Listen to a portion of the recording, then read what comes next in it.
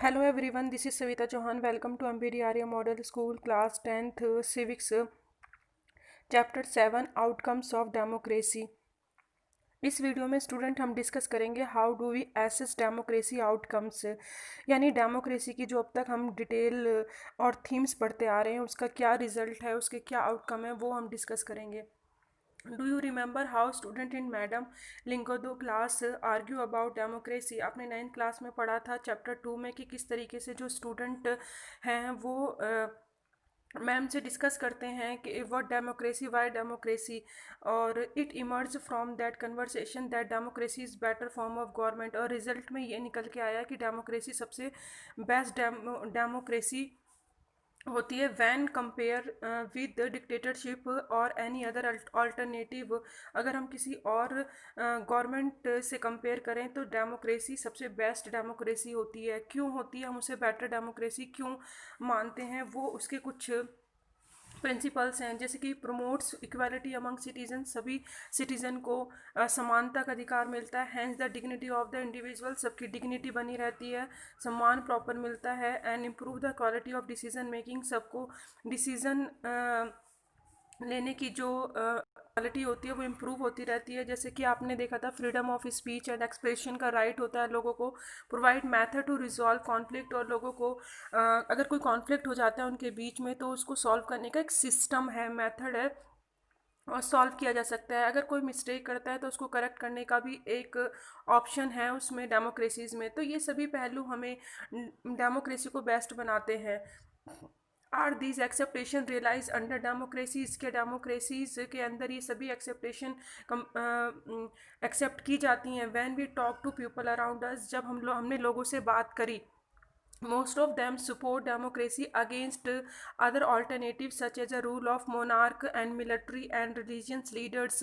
यानी इन और जो दूसरे रूल हैं जो कि गवर्नमेंट है उनसे बेस्ट सबने सपोर्ट करा किसको, डेमोक्रेसी गवर्नमेंट को.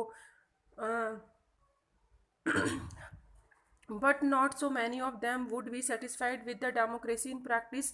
लेकिन बहुत से लोग जो हैं वो सेटिस्फाइड नहीं हैं डेमोक्रेसी से. So we face a dilemma, democracy is seen to be good. तो सो हम कुछ प्रॉब्लम है जो कि फेस करते हैं कि देखने में तो हमें ऐसा लगेगा जो डेमोक्रेसी है वो क्या है, गुड है, अच्छी है. वो किस पर्सपेक्टिव से हमें अच्छी नज़र आएगी, वो हमें नज़र आती है कि वो प्रिंसिपल में बेस्ट है. जो उसके अभी आपने देखा कि कौन कौन से राइट्स हैं, जो रूल रेगुलेशन सेटअप किए हैं, वो ठीक है, देखने में लगता है बेस्ट है. लेकिन अगर हम देखें इन प्रैक्टिस, अगर ग्राउंड रियलिटी देखें तो वो ज़्यादा अच्छे नहीं हैं. This dilemma invites us to think hard. तो ये हमें सोचने में ये मजबूर कर देती है कि जो डेमोक्रेसी के रिजल्ट हैं, do we prefer democracy only for moral reason, or there some potential reason are to support democracy too. क्या डेमोक्रेसी में सिर्फ मोरल रीज़न को ही सपोर्ट किया जाता है या फिर पोटेंशियल रीज़न को भी सपोर्ट किया जाता है. इसे एक एग्जांपल के थ्रू समझने की कोशिश करेंगे. जैसे कि कोई गरीब को मतलब खाना खिलाता है, भोजन कराता है, तो वो एक मोरल रीज़न है, उसकी नैतिकता है. लेकिन अगर कोई गरीबी हटाने के लिए किसी के पास रिसोर्सेज हैं तो वो खाना खिलाता है प्रॉपर तरीके से, तो वो एक प्लानिंग है, यानी पोटेंशियल रीज़न है कि आप उसको काम करने के लिए एक युक्तिपूर्वक काम कर रहे हो. तो मोरल रीज़न और पोटेंशियल रीज़न दोनों हैं डेमोक्रेसी के अंदर या नहीं है. तो वो एक मैटर करता है. ओवर 100 कंट्रीज़ हैं जो कि आज क्लेम करती हैं पॉलिटिक्स में डेमोक्रेसी को. दे हैव फॉर्मल कॉन्स्टिट्यूशन, उनका कॉन्स्टिट्यूशन है, इलेक्शंस होते हैं, पार्टीज़ हैं उनकी, वो गारंटी देते हैं राइट्स की. सिटीज़न को उनके कुछ राइट्स होंगे, और ये सारे फीचर्स हैं जो कि कॉमन है सभी डेमोक्रेसीज कंट्रीज़ में आपको देखने को मिलेंगे. And these democracy are very much different from each other in term of their social and economic achievements and culture. लेकिन फिर भी इन सब कंट्रीज़ में आपको डिफरेंसेस देखने को मिलेंगे. उनका कल्चर अलग होगा, अचीवमेंट्स इकोनॉमिक अलग होंगी, उनकी कल्चर और उनका सोशल अलग होगा. क्योंकि जो हो सकता है जो यहाँ का कॉन्स्टिट्यूशन है और जो यहाँ के रूल रेगुलेशन है वो अमेरिका के जैसे नहीं हो, तो कंपैरिजन हम करते हैं तो डिफरेंस होता है. क्योंकि हर कंट्री की अलग अलग सिचुएशन है। Clear what may be achieve और not be achieve under each of democracy will be very different. तो ये क्लियर है कि जो भी डेमोक्रेसी है, हम क्या अचीव करते हैं क्या नहीं, सब कुछ उसके रिजल्ट बिल्कुल अलग होंगे हर डेमोक्रेसीज में। But is there something that we can accept from every democracy. लेकिन इन सब डिफरेंसेस के बाद भी कुछ कॉमन है जो हम सभी डेमोक्रेसीज में एक्सेप्ट कर सकते हैं, just because it is democracy, क्योंकि ये सिर्फ एक डेमोक्रेसी है। तो ऐसी कॉमन चीज़ क्या है? तो कॉमन चीज़ में हम देख सकते हैं जैसे कि our interest in fascinations from democracy often pushes us to taking a position that democracy can address all socio economic and political problem. तो जो हमारा कॉमन इंटरेस्ट है या हमारा आकर्षण है डेमोक्रेसी की तरफ, तो हम ये सोचते हैं कि डेमोक्रेसी इन सभी प्रॉब्लम को सॉल्व करने का है, यानी वो सोशो इकोनॉमिक पॉलिटिकल सभी प्रॉब्लम को सॉर्ट आउट करेगी।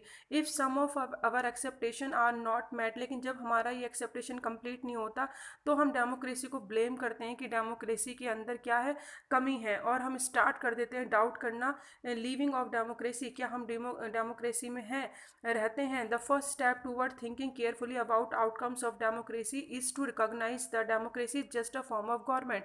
तो सबसे पहले हमें ये केयरफुली सोचने की ज़रूरत है परिणाम डेमोक्रेसी के रिजल्ट के लिए, कि डेमोक्रेसी क्या है, सिर्फ एक गवर्नमेंट है, डेमोक्रेसी खुद थोड़ी काम करती है। जो भी सरकार होती है वो काम करती है, और सरकार कौन बनाता है? तो वो कंडीशन जो अचीविंग होती है समथिंग, सिर्फ एक सिचुएशन को क्रिएट कर सकती है गवर्नमेंट या फिर डेमोक्रेसी, लेकिन सिटीजन जो मेन रोल है वो प्ले करता है किसी भी advantage of those condition, in conditions में डेमोक्रेसी या फॉर्म ऑफ गवर्नमेंट को सही से चलाने के लिए, कोई भी गोल अचीव करने के लिए सिर्फ जो सिटीज़न है वो वर्क कर सकते हैं। तो कॉमन चीज़ आप सभी डेमोक्रेसीज में देखेंगे, जो मेन रोल है वो सिटीज़न का होता है किसी भी अचीव करने के लिए गोल को। एंड एग्जामिन सम थिंग्स, कुछ एग्जामिन करेंगे हम रीज़न एवली एक्सेप्ट फॉर्म डेमोक्रेसी के अंदर एग्जामिन करेंगे रिकॉर्ड्स ऑफ डेमोक्रेसी को और भी बेटर अच्छी तरीके से समझने के लिए। तो आज के टॉपिक में आपने स्टूडेंट ये रीड करा है कि हम किस तरीके से एसेस करेंगे आउटकम्स ऑफ डेमोक्रेसी को, वहाँ तक पहुँचने के लिए हमें क्या करना पड़ेगा, ऐसे कौन कौन सी चीज़ें हैं जो हमें सोचनी पड़ेंगी। और ये चैप्टर बहुत इंपॉर्टेंट है, इसमें से लॉन्ग क्वेश्चंस है जो एग्ज़ाम में आता ही है, तो आपको इस चैप्टर को ध्यान से रीड करना है। और thank you so much, keep learning keep watching.